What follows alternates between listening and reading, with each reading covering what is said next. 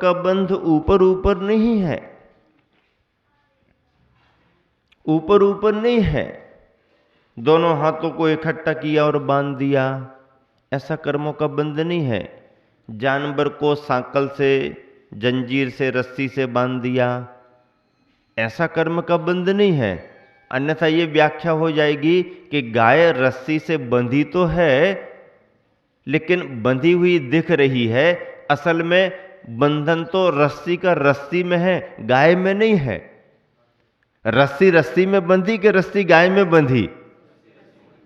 रस्सी रस्सी में बंधी है, गाय में कहां बंधी? गाय रस्सी से बंधी है कि रस्सी गाय से बंधी है? रस्सी गाय से बंधी है या गाय रस्सी से बंधी है? और कुछ भी कहो, यथार्थ में देखें तो रस्सी में, गांठ तो रस्सी की रस्सी में लगी है, गांठ रस्सी की गाय में थोड़ी लगी है। ये उदाहरण ऊपर ऊपर का उदाहरण है, ऐसा कर्मों का बंध नहीं है कि कर्म कर्म में कर्म बन गया, पुद्गल पुद्गल में कर्म बन गया, जीव जीव है, पुद्गल का पुद्गल में बंध हुआ। नहीं, पुद्गल का पुद्गल में बंध नहीं है, पुद्गल कर्मों का जीव में बंध हुआ है। कैसे बंध हुआ है? एक क्षेत्रावगा ही बंध हुआ है, जहां पर जीव के चैतन्य प्रदेश हैं, उन्हीं चैतन्य प्रदेशों में जड़ पुद्गल वर्गनाएं कर्म का रूप लेकर के चिपक चुकी हैं। एक क्षेत्रावगा ही बंध है और इस बंध को संश्लेष बंध कहा है। संश्लेष बंध क्या है? जैसे दूध में पानी मिला दिया, अब दूध के स्थान और पानी के स्थान कहीं भी किसी भी रूप में अलग अलग नहीं है, एक मेक पने को लेकर के है, दूध पानी एक मेक हो गया। ऐसा कर्मों का संश्लेषण होना आत्मा से जीव के प्रदेशों में, जीव के रागद्वेषादि विभाव परिणामों का निमित्त पाकर के पुद्गल की वर्गनाएं जीव प्रदेशों में घुल मिल जाना, भिद जाना, बंध जाना, ये कर्म का संश्लेषण है, कर्म का बंध है। फिर उनका स्वपर कारणवश, स्वपर कारणवश, स्व कारण अपना होगा, पर कारण पुद्गल का होगा। पुद्गल का कारण क्या होगा? कर्म हटने का कारण क्या होगा? कर्म की स्थिति पूरी हो गई तो फिर कर्म टिकेगा नहीं, स्थिति पूरी होने पर कर्म जाएगा ही जाएगा। पक्के फलम्मी पड़ी दे, समय सार में कुंद कुंद स्वामी ने कहा कि फल यदि पक गया है तो फिर, फल यदि पक गया है तो पड़ी दे, गिरेगा ही गिरेगा, डाल में लगा नहीं रहेगा। कर्म की स्थिति पूरी हो गई तो कर्म गिरेगा ही गिरेगा, झड़ेगा ही झड़ेगा, फिर वहां रहने वाला नहीं, स्थिति पूरी हो गई। ठीक ऐसे ही ये पर कारण है, कर्म का अपना कारण है। सो कारण क्या होगा?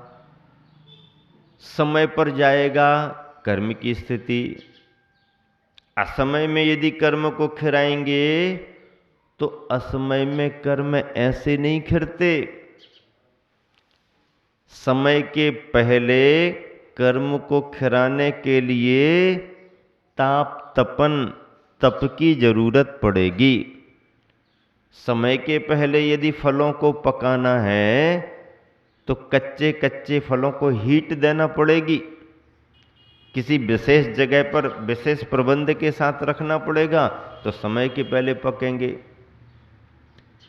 कर्मों को भी यदि समय के पहले खपाना है, खिराना है, तो तपसा निर्जराच, अविपाक निर्जरा जो होगी वह तप के द्वारा होगी। तपश्चरण कर्मों को समय के पहले खिरा देता है, नष्ट कर देता। इसी निर्जरा के द्वारा मुक्ति की प्राप्ति होती है। तो स्वपर कारणवश विश्लेषण होना, ये दोनों कार्य आत्मा की ही समता ममता परिणति पर आधारित हैं। ममता परिणति से कर्मों का बंध होता है और समता परिणति से कर्मों से छुटकारा मिलता है। कुंद कुंद स्वामी ने कहा, रत्तो बंददि कम्मम, राग से यानी ममत्व भाव से कर्मों का बंध होता है। मुंचदि जीवो विराग संपन्नो, वीतरागता से संपन्न जीव उन कर्मों से छुटकारा को पा लेता है। वीतरागता यानी समता परिणाम, राग द्वेष से रहित अवस्था। ममता ममत्व भाव है, मोह का परिणाम है।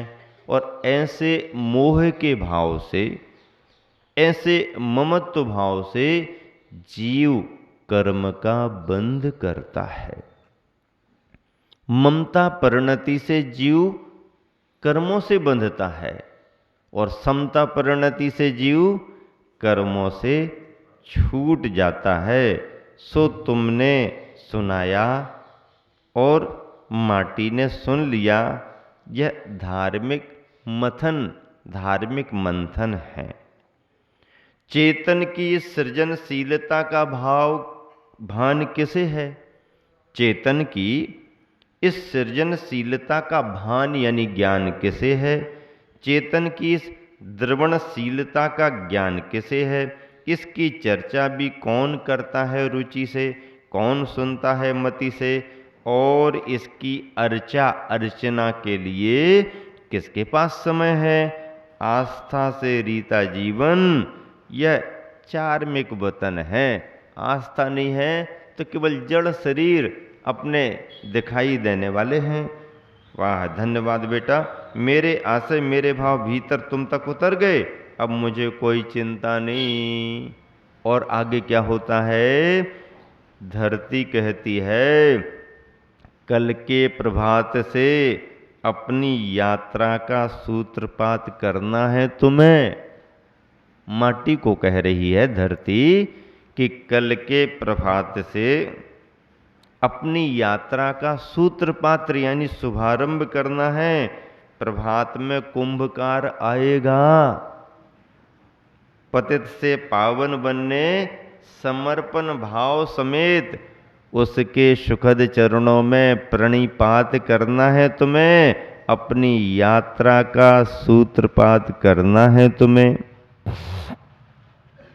मूक माटी महाकाव्य में माटी की यात्रा का सूत्रपात प्रभात से होना है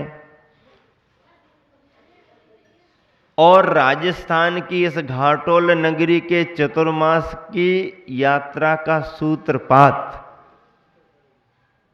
मंगल कलश स्थापना से तो हुआ ही हुआ, लेकिन जिनकी कृपा से ये मंगल चातुर्मास मिला है, घाटोल वालों ने सबसे पहला और सबसे बड़ा काम कर लिया। क्या कर लिया? कि यहां स्थापना हुई नहीं कि उसी दिन घोषणा। अब चतुर्मास स्थापना के महापात्रों के साथ में समाज का बड़ा प्रतिनिधिमंडल कहां जाएगा? कहां जाएगा? कहां जाएगा?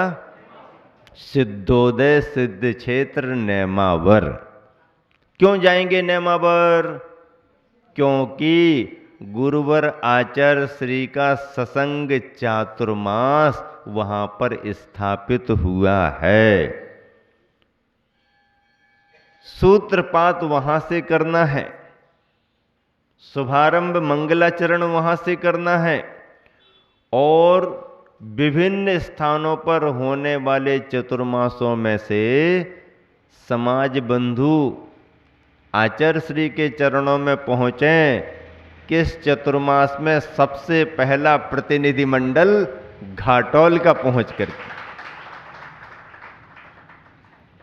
और कल की प्रभात तुम्हारी सुप्रभात रही।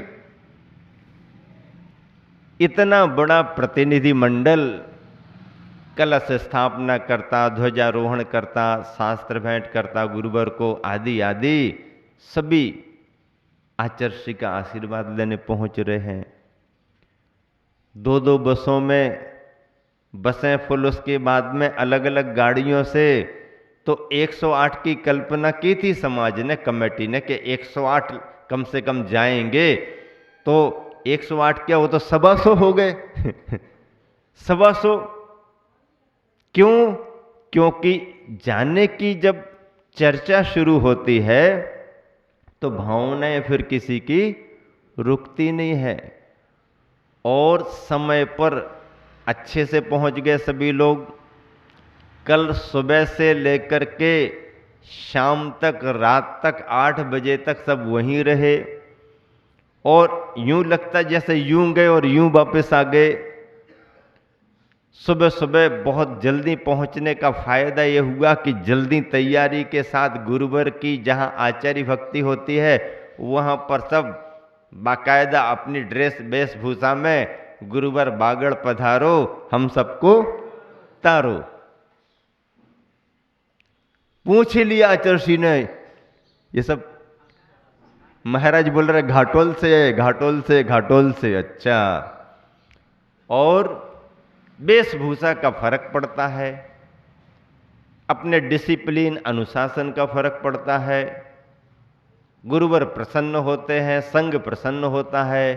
और जब एक साथ हाथ जोड़ करके सबने नमस्कार किया तो दोनों हाथ आशीर्वाद, आशीर्वाद, आशीर्वाद।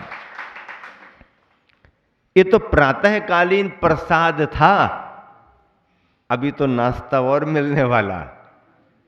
गुरुवर आचार्य श्री जंगल से जैसे ही वापस आए और फिर समय देते ही हैं।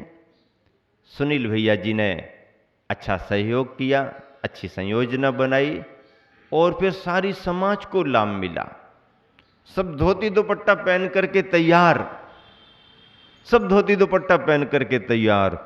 और बताते हैं जितने लोग धोती दुपट्टा पहने थे उसमें से एक भी व्यक्ति ऐसा नहीं रहा जिसने गुरुवर के चरणों का प्रक्षालन ना किया हो। साथी से पुण्य का योग, इतनी निकटता, कहां लोग कल्पना करते रह जाते हैं, योग नहीं बन पाते हैं। लेकिन सामूहिक यदि कोई कार्य किया जाता है तो सामूहिक पुण्य का उदय भी आता है। फिर समाज अपनी तैयारी से तो गई थी, लेकिन संघ की भावनाओं का पत्र लेकर के भी गई थी ना। और आचार्य श्री समाज के प्रतिनिधि मंडलों को महत्व देते हैं।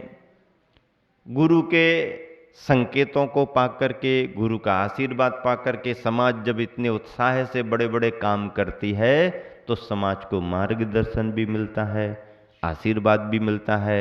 आपको अपनी बात रखने का अवसर भी वहाँ पर मिला। और समाज के प्रतिनिधि के रूप में अजित ने अपनी बात पूरी गुरुवर संघ के सामने, समाज के सामने रख दी। घाटोल में कैसा मंदिर है, कैसी रचना है, क्या है, कैसा है। तो ये सारे अवसर पुण्य के योग से मिलते हैं। और जब उस वातावरण में पहुंचते हैं तो वो तो जैसे कहते हैं ना कि कब्रे क्षेत्र में पहुंचो तो घंटियां अपने आप, टावर के पास पहुंचते ही मोबाइल की घंटियां बजने लगती हैं। तो वहां जाते ही साथ अपने आप दान पुण्य करने के भाव बनने लगते हैं।